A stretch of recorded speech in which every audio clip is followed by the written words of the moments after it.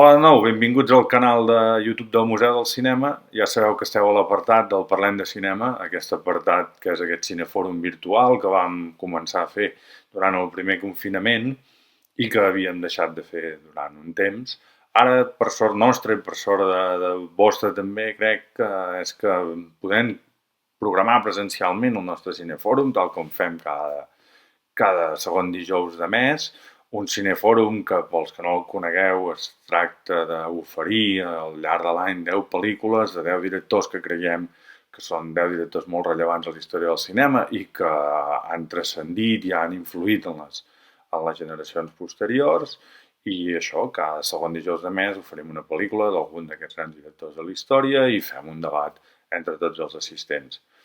Durant el primer confinament vam anar gravant vídeos també en aquest canal de les presentacions d'aquestes pel·lícules perquè vosaltres poguéssiu veure aquestes pel·lícules a través del portal de les biblioteques públiques, la Biblio,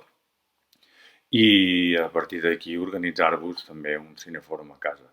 Ens ha semblat ara que també estaria bé, ja que fem aquestes presentacions presencials, també penjar-les en el nostre canal de YouTube per si alguns dels que no podeu assistir a les nostres sessions voleu utilitzar-les per això, per visualitzar la pel·lícula a casa, per tenir una petita presentació i per si us plau i us agrada poder fer un cinefòrum amb tots els que sigueu a casa o un cinefòrum online amb qualsevol de les plataformes de videoconferència que ara s'han posat tan de moda. O sigui que a partir d'ara, cada mes, després que hagi acabat la presentació, la projecció presencial que farem cada mes, us anirem penjant vídeos d'aquestes presentacions de les diferents pel·lícules que anem programant i esperem que vosaltres us animeu, mireu les presentacions, mireu la pel·lícula a través del portal de les biblioteques públiques, un portal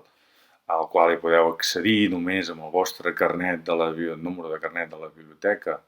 i la paraula de pas, o sigui que és molt senzill i hi ha totes aquestes pel·lícules, tots aquests grans clàssics que nosaltres anirem comentant en aquest canal. O sigui que ens hi posem amb la primera de les projeccions que hem fet ja en aquest Parlem de Cinema del 2021 i no és altra que la pel·lícula de Martin Scorsese, Toro Salvatge, Raging Bull en la versió anglesa, en el títol original.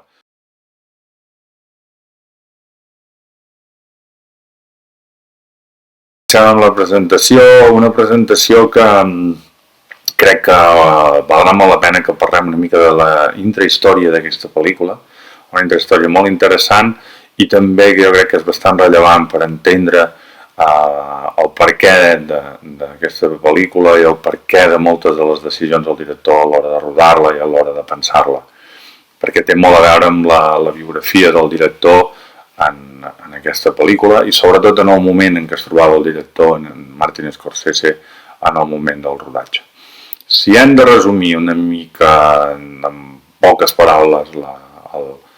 sinopsis o el plot d'aquest film, és evident que es tracta d'un biòpic de Jake LaMotta, el Toro del Bronx, un dels grans boxejadors del pes mitjà, el primer que va guanyar Sugar Ray Robinson i també es va convertir en campió del món i també un personatge absolutament funest,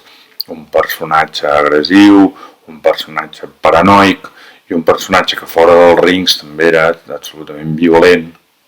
i una faceta d'ell, la de fora del ring, la de la seva vida personal, que aquí queda molt ben reflexada. Finalment LaMotta també va ser acusat de violació, va passar un temps a la presó i quan va deixar la boxa es va dedicar als clubs nocturns, alguns els va regentar ell a Florida i també es va dedicar a fer de presentador en clubs de striptease i de monologuista, fent stand-up comedies en diversos locals amb un èxit no gaire gran. El que sí que podem dir és que LaMotta va escriure una autobiografia seva, precisament es deia, igual que la pel·lícula Raging Bull, una biografia que a Robert De Niro li va fascinar i va ser quan li va oferir al seu bon amic Martin Scorsese poder fer un guió amb aquella autobiografia i poder-la dirigir. La pel·lícula el que parla sobretot és de l'autodestrucció del personatge i per tant té molts i molts paral·lelismes amb el moment que vivia el director en aquells mitjans anys 70, finals dels 70, principis dels 80. No? Martin Scorsese estava en un moment de desolació extrem, li havia anat molt malament de públic la seva darrera pel·lícula New York, New York, després va fer un documental de Les Valls, que era un documental sobre The Band, el grup de música, que el va rodar, va tenir èxit, però ni això va ajudar a aixecar-lo moralment. Ell estava en un període molt autodestructiu, molt deprimit i molt enganxat a la cocaïna. I el que va veure, tot i els recels en un primer moment de voler dirigir aquesta pel·lícula, perquè a ell no li interessava la boxa ni li interessava gens el personatge, hi va un moment que quan ell va haver d'estar per unes hemorràgies internes i per uns problemes de salut greus ingressat en un hospital de Nova York, allà va veure que el guió que li havia ofert de fer Robert De Niro i en el qual hi va col·laborar un dels seus grans amics, col·laboradors, Paul Schrader, era un guió que anava sobre l'autodestrucció del personatge i que era un guió que tenia molt a veure amb la situació que es trobava en aquell moment i va pensar que qui millor que ell que poder presentar davant de la pantalla un personatge com la Mota, que tenia tant a veure amb en el seu moment actual de vida, no? Un moment, com us deia abans, de desolació, d'autodestrucció, d'addicció a la droga. I va decidir llavors rodar-lo. Com us deia, ell no tenia ni idea de boxa i tampoc coneixia gaire el subgènere de la boxa. El que sí que va fer va ser mirar moltes pel·lícules, ja sabeu que Scorsese és un gran cinèfil, i un cop les va veure totes va dir que el que li agradaria era transgredir els codis del gènere.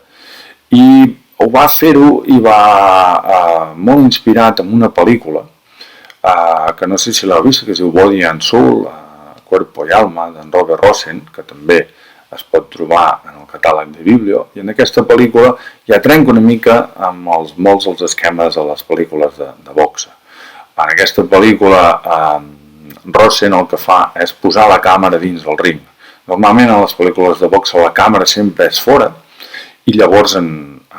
des de fora tu veus el combat des del punt de vista de l'espectador. Rosen el posa dins del ring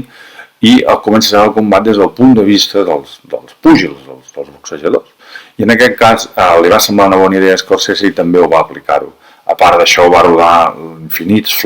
plans de detall de la sang caient per les càmeres dels boxejadors, plans boirosos simulant una mica els estats de xoc després d'un cop que té el boxejador,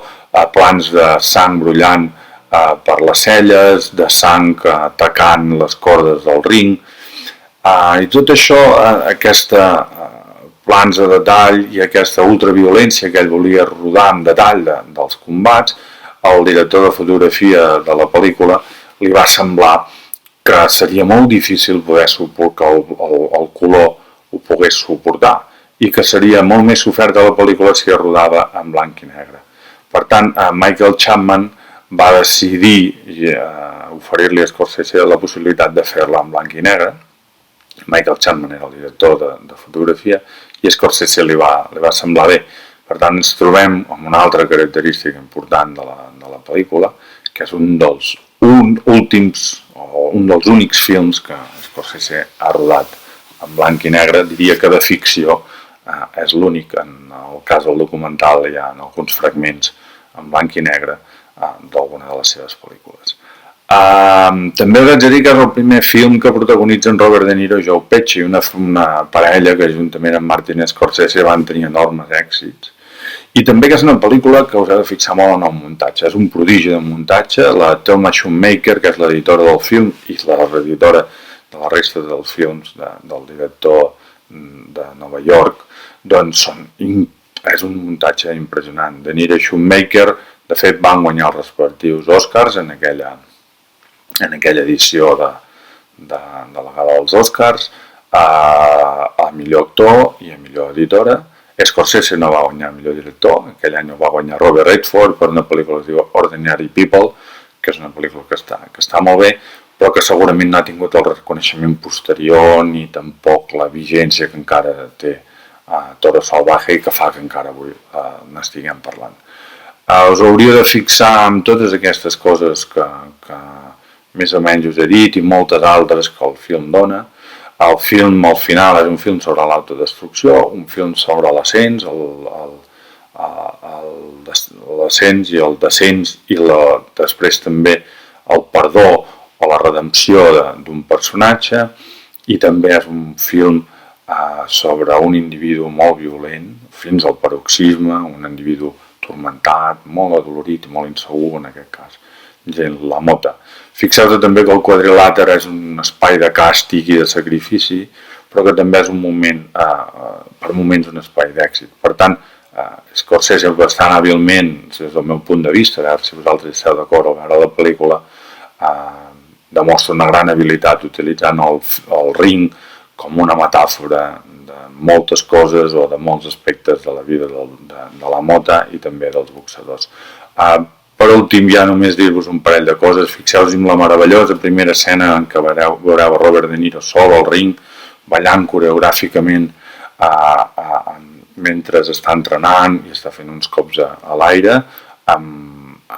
De fons se sent l'intermezzo de la cavalleria rusticana i és una escena, jo crec, dels crèdits inicials fabulosa. També fixeu-vos en això que us deia abans, a la proximitat de la càmera, i fixeu-vos també en el canvi que va patir Robert De Niro. Robert De Niro es va posar molt en forma per interpretar la Mota boxador de la primera part de la pel·lícula i després es va engreixar 30 quilos gairebé per rodar la Mota de les últimes seqüències. Un canvi, un canvi físic que li va provocar fins i tot un punt de problemes de salut, i l'equip en alguns moments patia per De Niro perquè en les últimes seqüències fins i tot va tenir problemes respiratoris que recordaven una mica l'asma que també patia Scorsese, i el director en moments que va patir fins i tot per la salut del seu actor principal. En tot cas, a part d'això i la sensació d'angoixa permanent que tindreu cada vegada que el protagonista es troba en un espai tancat amb algun personatge del seu entorn,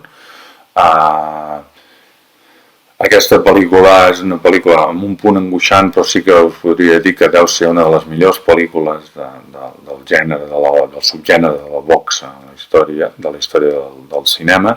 i també jo crec que una de les grans pel·lícules de Martin Scorsese, que és sense cap dubte un dels grans directors del cinema actual i un director que val la pena anar revisant, i no només en aquesta pel·lícula sinó en tota la seva filmografia. Espero que la pel·lícula us agradi, la podeu veure a iBiblio, com us he dit abans, si no també la podeu agafar en préstec de la Biblioteca del Museu del Cinema o de qualsevol de les altres biblioteques públiques en DVD, i res, espero que us agradi, i el mes vinent tornarem amb aquestes presentacions aquí al nostre canal de YouTube amb una nova pel·lícula, en aquest cas Take Shelter, una pel·lícula que comentarem aquí i que també, si us ve de gust, la podreu veure a través de totes les plataformes que us hem anat recomanant, o del DVD, o d'on vulgueu, on trobeu que la puguin projectar. Moltes gràcies i fins la setmana que ve.